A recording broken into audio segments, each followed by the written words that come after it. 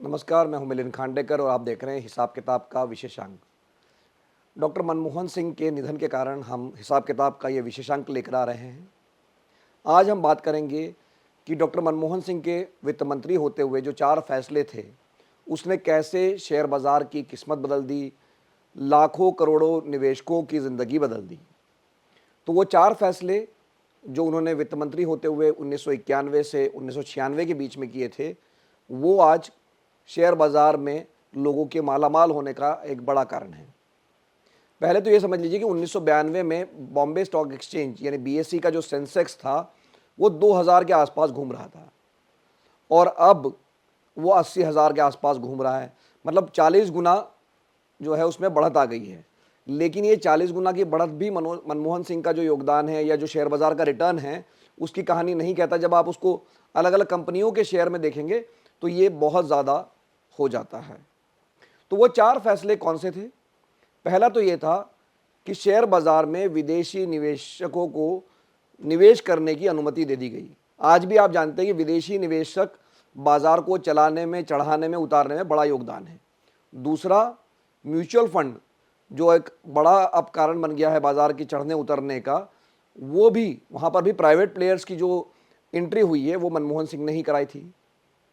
और तीसरा, जो एचडीएफसी बैंक जैसे प्राइवेट बैंक है, जो कि शेयर बाज़ार का एक तरह से डार्लिंग शेयर है, जिस पर शेयर बाज़ार का काफ़ी नज़र रहती है, वो बैंक ही नहीं होता, क्योंकि प्राइवेट बैंकिंग को जो मंजूरी मिली वो मनमोहन सिंह के कार्यकाल में मिली।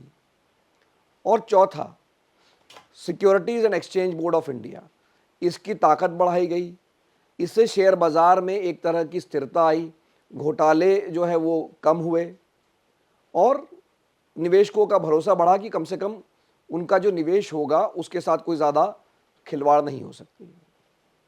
तो इन 4 फैसलों को बारी बारी से समझ लेते हैं कि इससे कैसे शेयर बाज़ार में तेज़ी आई। तो इस तरह से समझिए कि जो नेशनल स्टॉक एक्सचेंज यानी एनएसई है, उसके लिस्टेड जितने भी शेयर हैं उनका मार्केट कैपिटलाइजेशन, मतलब उन शेयरों की कीमत जो है 463 लाख करोड़ रुपया है, 463 लाख करोड़ रुपया। अब इसका लगभग जो है 17 से 18% जो वैल्यू आती है वो विदेशी निवेशकों से आती है। मतलब 78 लाख 80 लाख के आसपास करोड़ जो जो इसका मार्केट कैपिटलाइजेशन है उसमें योगदान है विदेशी निवेशकों का। 10% जो निवेशकों का योगदान है वो म्यूचुअल फंड से आता है। तो म्यूचुअल फंड भी जो है, जैसे मनमोहन सिंह ने विदेशी निवेश को अनुमति दी, फॉरेन पोर्टफोलियो इन्वेस्टर्स के लिए निवेश आसान बनाया, उसी तरह से एक और जो बड़ा फैसला था कि म्यूचुअल फंड, उससे पहले सिर्फ सरकारी कंपनियों को, पहले तो सिर्फ यूटीआई मतलब यूनिट ट्रस्ट ऑफ इंडिया ही लंबे समय तक एकमात्र म्यूचुअल फंड था, फिर सरकारी कंपनियों को अनुमति दी गई। लेकिन अंत में जब मनमोहन सिंह वित्त मंत्री बने 1991 में, उसके बाद में जो प्राइवेट सेक्टर है उसको भी म्यूचुअल फंड इंडस्ट्री में आने की अनुमति दी गई।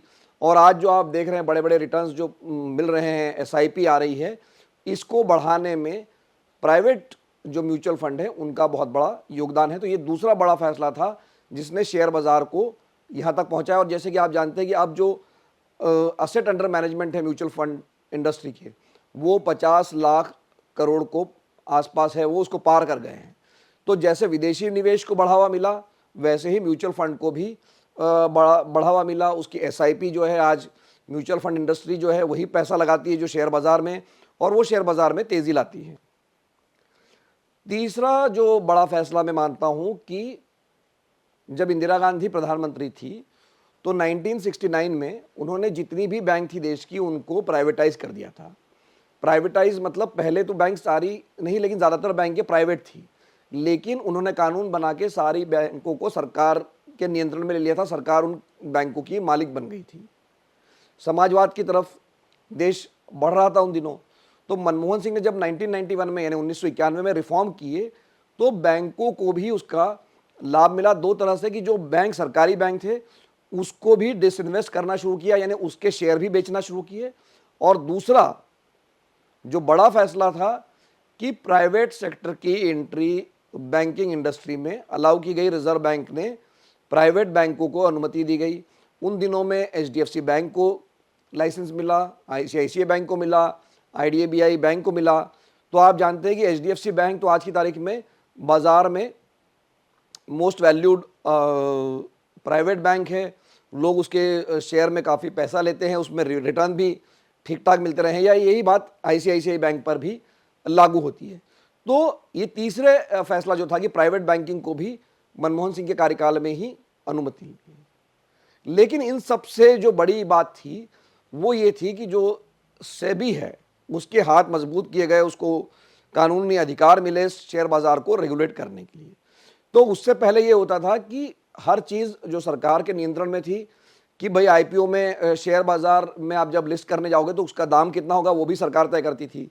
तो वो उसको एक तरह से फ्रीडम दे दिया गया भाई कि आप, कंपनी तय करेगी कि कितना उसका दाम रखना है और फिर बाजार तय करेगा कि इस भाव पर वो शेयर बेचे जा सकते हैं आईपीओ में या नहीं बेचे जा सकते हैं।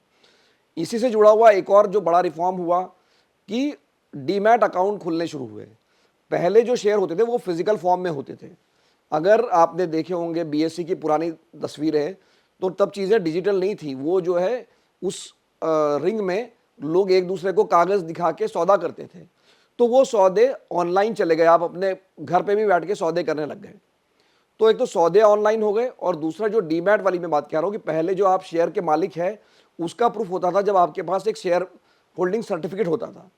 और उस शेयर होल्डिंग सर्टिफिकेट को लेकर अक्सर धोखाधड़ी हो जाती थी लोगों के साथ में कि उनको नकली सर्टिफिकेट किसी ने थमा दिया या नकली शेयर बेच दिए, ये भी गड़बड़ियाँ बहुत होती थी। तो डीमैट अकाउंट खुलने से, मतलब जैसे आपका एक बैंक खाता होता है, बैंक में आप जाकर उस समय कैश जमा करते थे, तो आपके शेयर भी जो है वो उस डीमैट अकाउंट में जमा होने लग गए। शेयर बेचना खरीदना ये जो आसान हो गया। आज आपको लगता है कि 12 से 14 करोड़ डीमैट अकाउंट बने हैं, लेकिन पहले तो ये कुछ था ही नहीं। लोगों को अपने शेयर संभाल के रखने पड़ते थे। अगर वो कहीं खराब हो गए, पानी गिर गया, आग लग गई, तो वो शेयर आपके एक तरह से उसको वापस रिकवर करना मुश्किल होता था। लेकिन डीमैट अकाउंट बनने से, डिपॉजिटरी बनने से शेयर की, ये काम भी आसान हो गया। तो कुल मिलाकर डॉक्टर मनमोहन सिंह ने जब 1991 में वो वित्त मंत्री बने तो उन्होंने देश का जो एक आर्थिक उदारीकरण किया उसका हर क्षेत्र में फ़ायदा मिला। लेकिन जो एक बड़ा फ़ायदा मिला वो शेयर बाज़ार में मिला। जो फैसले हुए वो आज जो शेयर बाज़ार में इतनी बड़ी तेज़ी देखने मिल रही है उसकी नींव कहीं ना कहीं डॉक्टर मनमोहन सिंह के कार्यकाल में रखी गई, जब वो 1991 से 1996 तक देश के वित्त मंत्री रहे। तो हिसाब किताब के इस विशेष अंक में अभी के लिए इतना ही। अगर डॉक्टर मनमोहन सिंह को लेकर आपका कोई राय है, कोई कमेंट है, तो वो आप कमेंट बॉक्स में लिखकर भेजिए। आपका कोई सवाल है तो हम उसका जवाब देंगे। एक बार फिर से हिसाब किताब देखने के लिए आपका बहुत बहुत धन्यवाद।